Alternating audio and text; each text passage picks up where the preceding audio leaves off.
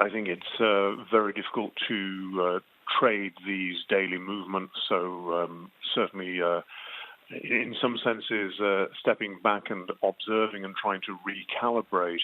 But it does strike me where the markets are now. We're probably pricing in something like a global GDP growth scenario somewhere between 1% and 2% versus the 3% that most people expected at the beginning of the year.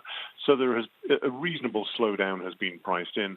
There are certainly some opportunities opening up, which I think are probably worth taking advantage of and deploying cash.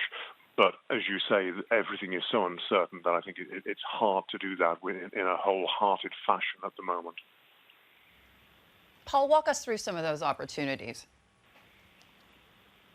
Well, if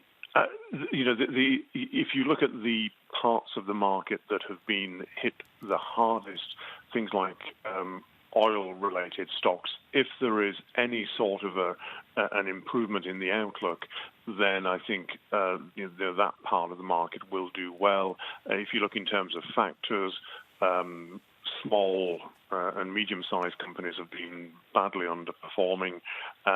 Somewhere like the UK market, according to my models, is actually showing among the best potential across major markets when things settle down. So those are the kind of areas that I would be looking at. And I think it's important to keep in mind that although there's a lot of negativity out there, there are a number of potential circuit breakers here in terms of sentiment. The first one is when we see some sort of control and downward movement in daily cases and deaths outside of China. We've seen it in China, but if we see that outside of China, sentiment will improve. The second potential circuit breaker is policy measures. We've seen a lot being thrown at this, but at some stage, markets, as they did in 2009, may be persuaded that governments and central banks have got to grips with this problem. And the third potential circuit breaker, maybe a little further out, is the eventual discovery of a vaccine against this virus.